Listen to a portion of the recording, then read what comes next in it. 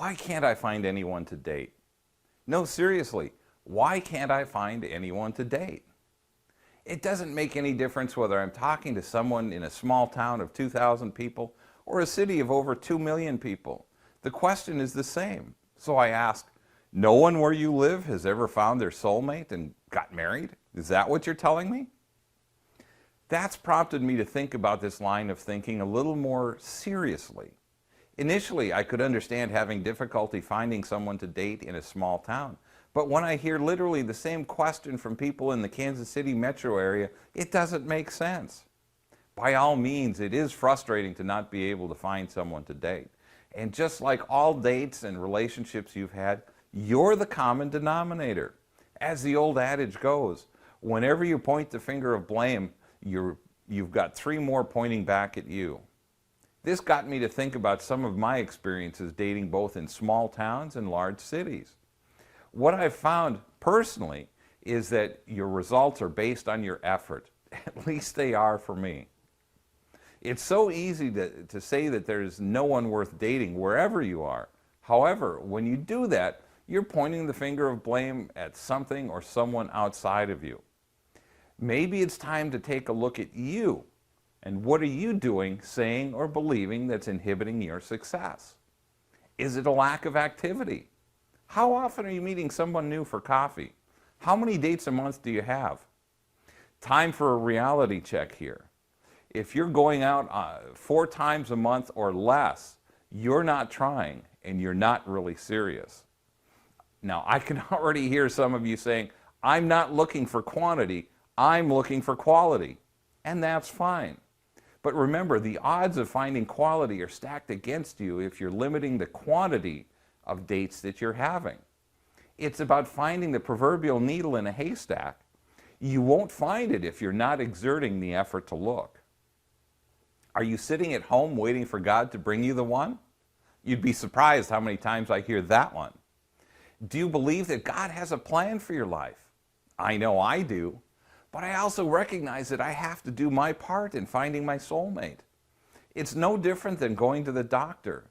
We ask for God to heal whatever's wrong with us, yet we go to the doctor. Most people believe that God will work His miracles through the doctors and nurses that are taking care of them. Why wouldn't you use this same belief system to find your soulmate? You do have to put in some effort. This isn't a one-sided deal. Your success in dating is no different than success in any other area of your life. You're rewarded for your effort. If you put in a lot of effort and you do the right things, you'll be rewarded with a great relationship. If you sit around and complain and put in very little effort, odds are you're going to continue to struggle and end up with poor results. What are you doing to be an extraordinary mate? You don't have to make huge changes in your life. It's been proven that it's the small changes that make the biggest difference. What are you filling your head with? Are you listening to mindless TV and radio, or are you listening to uplifting, inspirational, and educational material in audiobooks and podcasts? What books are you reading?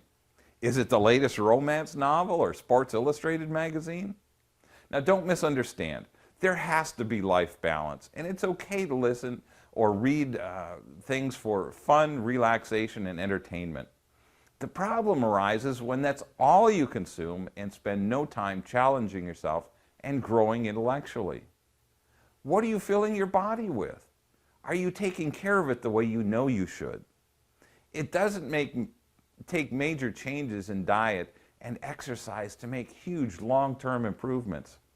Eat 1 less donut this week and have 1 more salad. Walk up an extra flight of stairs instead of taking the elevator. Start working out for 5 minutes a day, 5 days a week, and then add a minute each day, each week. Don't beat yourself up if you miss a day of exercise, overeat one day, read a trashy novel, or not fill your head with positive, uplifting material today. Allow yourself to make mistakes or to slip up every now and then, and this way you set yourself up for long-term success. Take a proactive approach to your dating life and you will, in time, be rewarded. I hope today's topic has been food for thought. Join me next week for the special challenges of dating when you're widowed. Now please go to my Facebook page, Rick Sodebeer, Relationship Coach, and click the like button so that you see my daily tips, insights, and inspirations in your newsfeed.